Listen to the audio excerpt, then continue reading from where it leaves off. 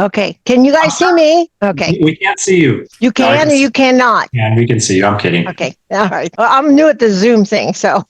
I've been doing it for like, I don't know what, 3 years or something, and I'm still new at it. No. I learn something every time I get on here. That's Scott. How are you, man? Hey, how you doing, Darren? We got a new guy, David. He's a new realtor. About a week old. A week old. Wow. Well, well, at least without the full beard. All right. So look, at 9:35, we're going to start because we are crunched on time. It's definitely busy out there, guys. I mean, I don't know if you guys are seeing a change in the market. You know, normally, like in the last year or whatever, couple years, it's one of those things where if you're doing the right thing, it's about staying busy, right? Even though the business is not coming in, you're still doing your everyday due diligence, your everyday routine, you know, the calls, the texts, the appointments, meetings and stuff. And it's just like day after day after day. And it's a grind. But I think, you know, staying disciplined, it's starting to pay off because I've seen, and I know like a lot of people in the market that I work with and see around, you know, the goal is back in the day is like, if you could get one lead per day, and that's like, you know, a realtor referral on my end, you know, say realtor referral, a financial advisor referral, whatever, it may or may not turn into an application, but one lead per day at the end of 365 days is a decent living. Knock on wood, Megan, knock on wood. She's on this call somewhere. I would say in the last 2 or 3 weeks, it's probably been at least 2 to 3 leads a day right now coming in. Great. Now, what I'm trying to say here is like, regardless of where you're at in the process and how long you've been in the business, just stay active. That's the thing. That's the thing that's going to keep going. Keep busy, staying busy, right? So I know it's like some of you guys are new and haven't closed deals yet, but you're working on it. It'll happen, man. It'll happen. Market's changing. The consumers in this market today, I think they're understanding, and I've said this before, maybe you haven't heard it, but you know, this is our new normal. And I think they're accepting that. People in the market are accepting that this is our new normal. They're not waiting for rates to come down. They understand that it's going to be, you know, mid 6s, 7s, whatever. And they're out there, they're buying homes. Just stay at it, guys. Consistency is key. Yes. Hi, Megan. Hi. Consistency is key. She's another, I mean, like Megan, you guys know, I mean, not just because she's my wife, but she's a great realtor. She works hard. She's one that wherever we are in the home, it's her office. Could be the kitchen, could be the place, could be the bedroom. That's her office. But it's like, you know, she's a grinder 24/7. She's doing it and it's paying off. So just stay at it, guys, because the market's changing. So on that note, what we want to do is how do we help you get more business? How do we help you as realtors close more transactions, or as financial advisors, or just folks in the market? How do we help you get more business? Each month we do this the week after our buy-sell meeting. Obviously, we didn't have our buy-sell meeting in March. We went to the MAR presentation, which was amazing. If you guys didn't go, he was great. Lawrence Yu, he was fantastic. We didn't have our March meeting, so we're still doing it this month. I just sent out the Evite for April's. I don't know if you guys got it. The Evite for the April buy-sell meeting just went out this morning, so keep an eye out for that. But again, back to why we're having this meeting today is how to help you guys, realtors, whatever, close more transactions, just get better in this business. So I invited Old Republic Title, who are old school OG folks that have been to my buy-sell meeting since the inception, however many years ago. It keeps changing. I don't know how many years it's been, but I wanted to make sure John and crew were here just to talk about, one, what to look out for. What are some of the red flags that are going to kill your deals? And then secondly, some of the tools that they may have to help you get more deals, get more transactions, whether it's marketing or whatever it may be. On that note, I'm going to shut up and I'm going to let Old Republic Title take over. I don't know who's going first, but you guys just jump in. Again, this is very informal. As you can always tell with our meetings, that they're very informal and we just go for it. So whoever wants to jump in, and we'll go from there. Good morning. Thank you, Darren. I'm going to start. Karen Adelman, Sales Executive, Marin and Sonoma with Old Republic Title. I'm here with JD, my counterpart, and we also have Diana McGinnis, and they'll introduce themselves as they come on as well. I just wanted to let you know we have this great platform, ORTC Online. It is a complimentary platform. You have the opportunity to look at all of your open orders. You have the opportunity to create a net sheet. You can actually access 2 of our amazing tools and resources, which JD is going to talk about, Title Pro 247 and OR Pro Farm. If you don't have a complimentary ORTC Online account, let JD or myself know and we can get one for you and have a one-on-one with you, meet with you for coffee or in the office or your office and go over all of the great details. But I am going to show you a couple things regarding our apps. Oh, can I share my screen? It's disabled. Oh boy. Okay, let me see. Hold on. Let me see. Multiple participants can share. Here, we're going to try that. All right. Wonderful. Thank you. All right, here. I want to go here, share. Yes, Perfect. it worked. Awesome. Yay. Okay. Now I just need to. Okay. So we have our OR Navigator and our OR Touch apps. With the OR Navigator, you have the opportunity to look up a few different things. And I really like this app.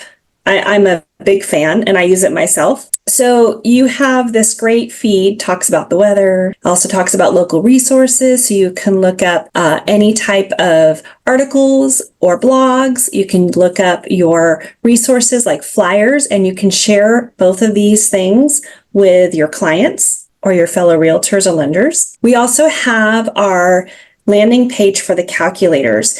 And what I really like about the calculators, you have the opportunity to look up proceeds. So it could be a settlement statement. If it's on a weekend, you can't get a hold of your escrow officer from Old Republic Title and we can't pull an estimated statement for you, you can create one at your fingertips while you're talking to your client or waiting for your client in the car, wherever you need to be. You also have the opportunity to look at a monthly mortgage payment. You can look at who pays for what. You can look at transfer tax, Prop 19, closing calendar. So all of these are right at your fingertips. We also have, you can look at your open orders. I don't suggest you open an order through OR Navigator or ORTC Online. We want you to send it directly to your escrow officer at Old Republic Title. That way we can get that open right away. We can have it go directly to title to start that preliminary report for you, and then we can get it right back to you. There might be a delay when you go through the app or ORTC Online, so we do recommend contacting us directly. The new market reports that JD and I share weekly every Tuesday, so you should have received it today. That is also a tab here on the OR Navigator. So you can do a screenshot. You can share that on your social media, which a lot of the realtors do. You can share it with your clients. You can just send it to your clients to share so they can see what's going on in the market. It's been a great tool for us. That is our OR Navigator. OR Touch is a little different. OR Touch, you have the opportunity to look up a property profile, and you have the opportunity to look up a walking farm or create a walking farm. And you can also do a net sheet. Let's talk about the walking farm. When you do a walking farm, like say you're hosting an open house, you can plug in that area. A walking farm is usually 100 to 200 homes.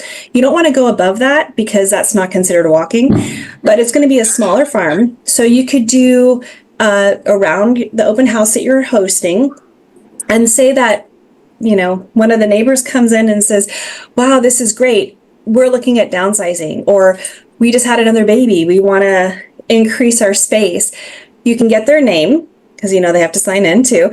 But you can also go into your saved farm that you have and plug that in as a prospect. So that way you can go back and you can take a look and see who your prospects are, who your leads are, and you can target those customers or those clients. You can also pull the property profile for them as well and get some information before you go and talk to them. The other thing that I like about this app, I use this a lot. And so when you create a walking farm, you do need to save it in order for it to give you some information. But I do get emails weekly if there's any type of change in a transaction. So if anything has been recorded, you'll get an email that in that walking farm you have an update. So when you pull the property profile, you can definitely plug in the address, or you can have camera view enabled. And if you point your camera at a property, make sure you capture that house number, because it could capture the neighboring house. But if you point it at that property, it will pull the property profile for you. It's a little cool but scary. A little creepy, but it's fantastic. It's not Google. We don't use a Google. It's a proprietary service that we have for this app. And it's as JD says, it's spot on. So a few different reasons that you want to choose ORTC Online. It is complimentary, 24-hour access. You have your milestone updates. You have access to all of our tools and resources. And I'm going to go ahead and hand it over to JD. Thank you so much for having me. Question Thank you, real Karen. quick. What's the prop, when you say back there, you were saying something about Prop 19, that you can look at Prop Yes. 19. Explain that. You can do a Prop 19 estimate. So when you pull up that calculator, if you plug everything in for your customer, it'll give you the Prop 19 estimate of the taxes that can be moved over. That's pretty big. It's huge. Is that, so the Prop 19, just to confirm, that's for like people that have been in the house a certain amount of time. So that tax transfers, right? Or part of it does. A certain amount of the tax transfers and the purchase property, and Diana can explain this a little bit better, but the purchase property has to be of equal or lesser value. And if it's more, then that difference will have the new tax rate. So only the difference. Okay. That's cool. No, All right. that's awesome. Nice job. Hey, Thank Karen. you. So great job, Karen. Both Karen and I are available 24/7. She's Kay Adelman at ORTC.com, and I'm Jay Doan at ORTC.com. So we're easy to get a hold of. And I just want to talk about ORTC.com, which supports our Title Pro 247, which is our biggest help for both realtors and mortgage brokers. It allows you absolutely free to go in and search any property throughout the United States. We have two phases of it. We have a generic phase, and we also have our premium list. So the generic phase of it is absolutely free. You can pull up a property, and in that property profile, it'll have, the owner's name, property address, square footage, beds and baths, and the last full transfer date. It's not as robust as our premium leads, obviously, but it is for free. There are hyperlinks on this program when you pull up a profile that will allow you to see deeds, interspousal deeds, deeds of trust, you name it. It's very useful. I'm doing it all the time in certain areas that I think, for instance, I'm looking in Arizona a little bit because my daughter lives down there, and I'm pulling up properties down there to see what, is against the properties. It's really useful. But from that basic use to our premium farm list, it's huge difference. So what we call this is Title Pro 247 premium leads. These leads can be downloaded in PDF, Excel. You can print labels. They include not only the property characteristics, but they have mortgage information, whether it's a first or a second lender types. It could be a government loan, private mortgage, mortgage bank, credit union. It also has loan type, whether it's a fixed or adjustable rate, and then whether or not the property has a prepayment penalty rider. These things are all things in our premium leads that you would have to pay for with your credit card. But it's easy, basically like going on Amazon, where you put it into your cart, save it, and pay for it. The thing that I like most about this program is the demographic part of it. So a part of this program that allows you to choose ethnicity, occupation, gender, age, and presence of children. These are just a few of the items that we have on that. And I'll go into this a little bit later about how people were able to get business as realtors from this. I was shocked, but it's really awesome. I mean, there's distressed properties in here that show delinquent taxes, foreclosure information, REOs, and then we also have what's called an instant list, where you don't even have to enter any of this information in to pull your farm. It's already been done for you. We have properties that are free and clear. That's been done. Reverse mortgage candidates, where it gets the person's age, and it also creates their LTV, so they have equity in the property. So they become, reverse mortgage specialists. Out-of-state owners, maybe somebody wants to sell their property because they're living in Maine and they want to sell their California property. So we have things like that. They're already done for you. Most of these leads, when I talk about premium lists, most of these leads are between 6 and 12 cents a lead. So it's not a really expensive thing to do. You're probably going to pay more for if you're mailing this information. We do have another program because right now with the way the do not call lists are in the United States, not a whole lot of viable phone numbers, but we do have another program called OR Pro Farm that we will set you up on as well when we put you on Title Pro 247 that includes phone numbers and email address. Those two things you can get. Yeah, which is big. But what I wanted to touch on was actual experiences where people went in here and they were able to pull deals out of these things. I met a realtor that French was her first language. And so we went into demographics and we found French in there. So people that either somehow came from France or spoke French. And we pulled up a list in Tiburon, California. She got a listing and sold that property for $4.9 million. Just because when she got the person on the line, she picked up that she speaks French, like she knew. And so they conversed in French and she got the listing and sold the thing. It was amazing. But I mean, we have everything from Chinese, Vietnamese, Spanish, French, you name it. There's a ton of different ethnicities in here. Another person, this is really she had recently moved, a young mother had recently moved to Pengrove, California. All those kids mostly go to Pengrove School because it's a distinguished California school, really nice. She went in and pulled a farm with people between the ages of like 25 and 40, right in there, and then also put in with presence of children. And she sent her farm out to these people. She got two sales out of that because come to find out, her children were going to school with the other children at Pengrove Elementary School. So these are instances where this really works.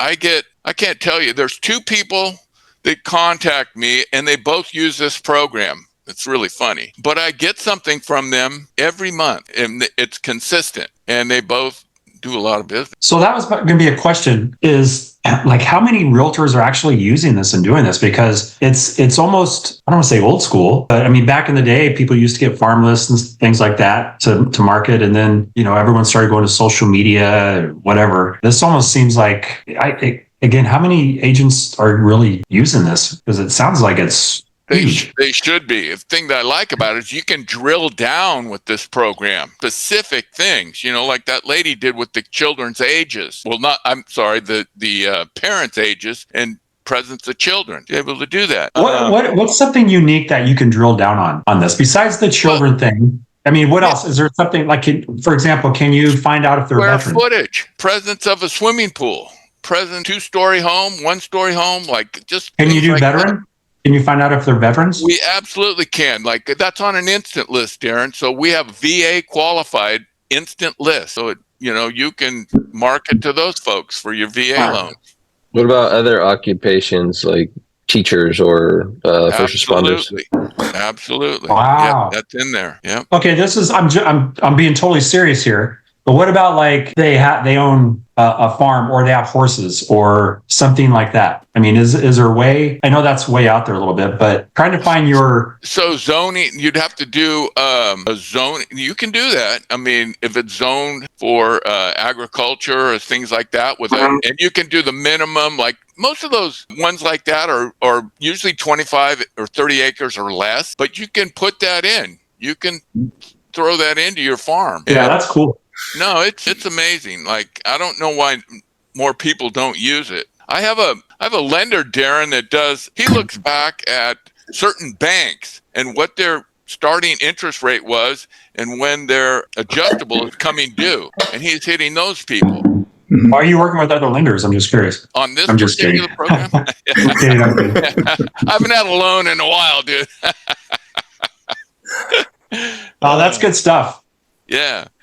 I have a observation because I have worked with these farms before, and I do rental property. So when I do it for non-owner occupied homes, and I think it's true for your realtors here for primary residences living in, one of the most important demographics is age. And why is because in the Bay Area, usually at least 35 to 40% of people's net worth is in their home, right? And so at some point when they're right 50, 55, 60, it's not a certain age, but I need to tap that equity. I need to downsize and move to Arizona and I have a better lifestyle, you name it. But age is probably that time in their life when they're empty nesters, when they need to tap that, is probably the most important factor. Ian, go on mute, please. Hey. Hey. Good. How are you? Ian, never mind. So my demographics, I work is for non-owner occupied homes. I've done it for Marin in San Francisco, 55 and over. And the LTV, the loan to value, I think we could do that was 35% or less. This way, the new property that they would do this exchange into, they didn't have to go have a huge loan on it, right? And the numbers would work. So I'm just trying to brainstorm here for the realtors everyone here working with people to move into a home or selling a home. I think age is that number one demographic because we all hit that age of like, I'm in my late 50s now. And you're just like, but I'm an older father. But it's just kind of like, oh man, I need to move somewhere. Man, this sucks. This high mortgage. I need to go somewhere. I would think that's the number one demographic. You have commonality with people doing stuff like, hey, sports or veteran, what have you. But, when the finances call, I got to do something. Can you distinguish between Republican or Democrat? I'm serious. Yeah, I'm serious. I just think it's better to zip it, right? Political affiliation. I mean, on the farm list, can you go to one or the other? I'm just curious, is it on there? Well, you could probably get How you're a registered voter? No, that would be good. Yeah, that's true. Anyway, that's some good shit. Good stuff. Sorry, John. Thank you. All right. Hey, no, I appreciate it. Yeah. Like I say, Scott, thanks for the input, you man. can That's think of actually really something good. that- It might even be in there. You might think it's crazy, like, hey, do you have this? But just send it my way and I'll look it up and see if I can plug it in. So Okay. there you go. And All right. anyway, So Diana, let's get on to the next one. We got to get on to Diana because then we got to wrap it up here pretty soon. So no huge rush, but I just want to make sure we can keep it going. Good morning, everybody. This is Diana morning. McGinnis with Old Republic in Novato. I will admit this is only my second Zoom call. Ever? Okay. Yes, I have avoided them like crazy. the plague. I hate being on screen and all of that. So I don't know if you ask a question how to answer. I'm just kind of warning you. So Can you put that in chat? I don't know. Anyways, Darren has asked me to talk to you about red flags and things that could kill your deal early. As Scott mentioned, he's working with a lot of people that are selling their properties that are doing exchanges. And we also are in as we would call it, an aging county. So Marin we're old. I can't have to kid you, we're getting old. So one of the things that we're running into that is actually going to be an issue is trusts.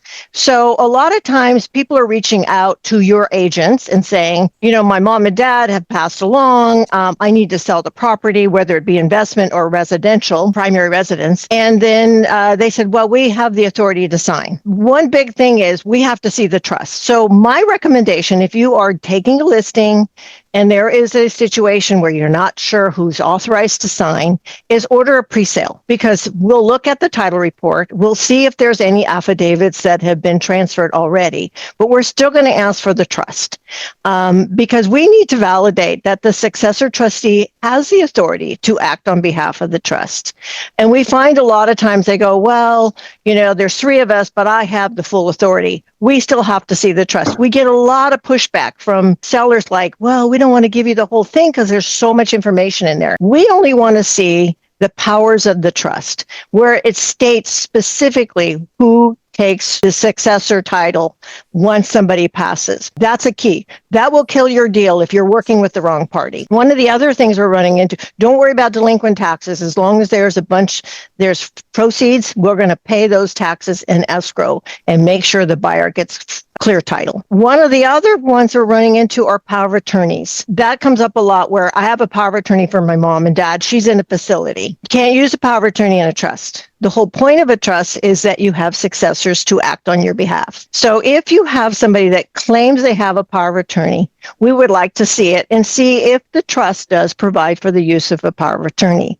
But normally it does not. If mom is in a facility and is able to sign, we would prefer to send a mobile notary to that location, have her sign. If she really is incapacitated, dementia, Alzheimer's, just unable to sign, then the successor trustee would kick in by letters of doctors. So we're going to ask for doctors' letters, whether it be Kaiser or the facility that she's at, because then we'll do the affidavit to add the successor as a party to the transaction. That's key. The other one is, and I hate talking about death, but we're finding also a lot of parties that don't even have their property in a trust. And in that case, then you're looking at probate, right? So that takes 6 to 8 months to do probate. One of the things they'll say, well, my mom and dad had a trust, but they didn't put this property into the trust. That's another solution. They got to hire an attorney who goes to court and gets what's called a Hegstead order. And the Hegstead order takes anywhere from 60 to 90 days. And basically what the attorney does is he preps an order, a Hegstead order, requesting the judge to acknowledge the property in the trust.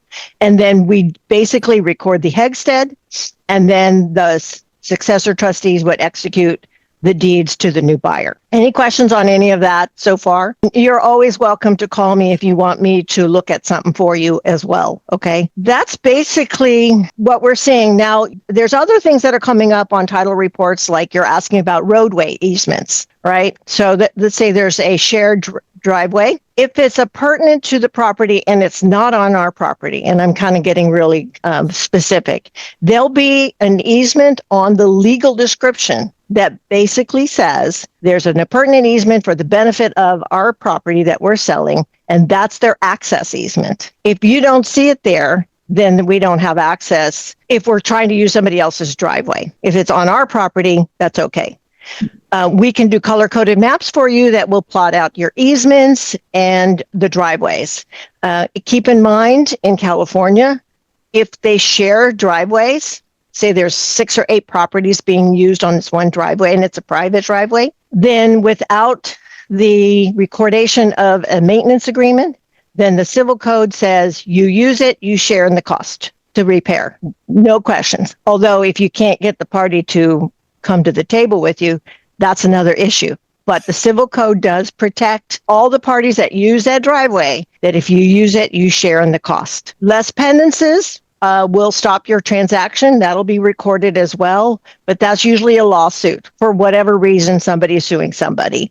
And the court has ordered everything to stop until they get their day in court. I just had one where the husband and the wife were suing each other and they couldn't come to the table. And so the wife put a less pendants on to force the husband to sell. Attorneys make it on that one. But in the end of the day, they both ended up signing and the funds went to a third-party fiduciary company to hold. So that is a possibility. We cannot hold proceeds at closing. We have to be able to distribute the funds at closing. Any questions on any of that? No, because I'm kind of just flying with this.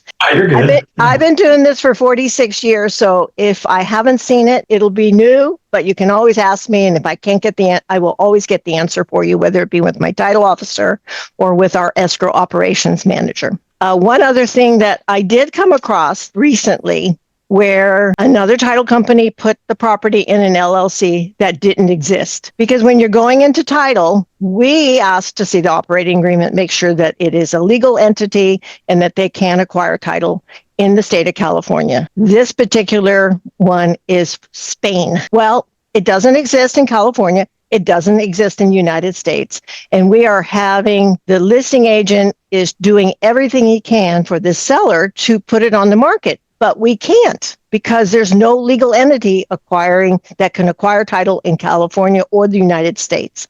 So we've asked the attorney to got to set up a new LLC, but he's got to go to court and prove that this Spain LLC is able to transfer it to the United States, LLC, whatever state, and that we can close out of that.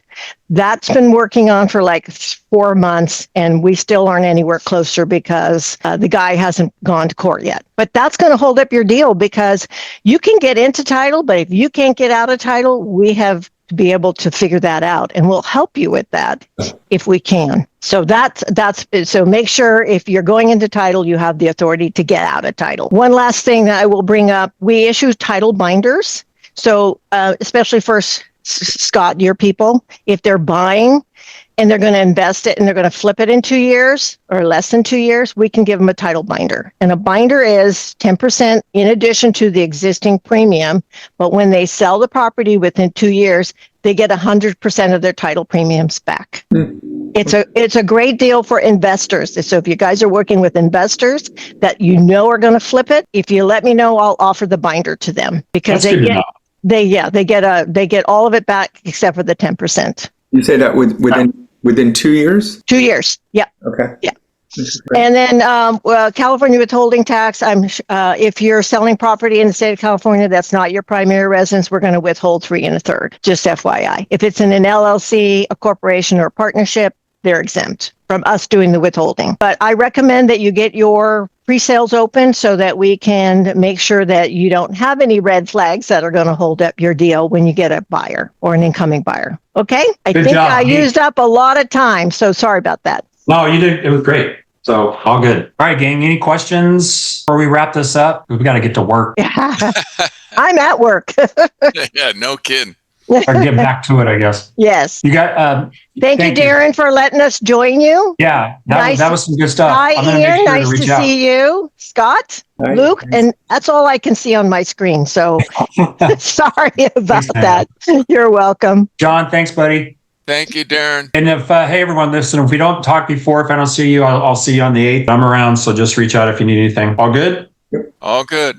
Thanks, guys. All right, guys. Thank you. Thanks, guys. Thank you. Bye. Appreciate it. Bye.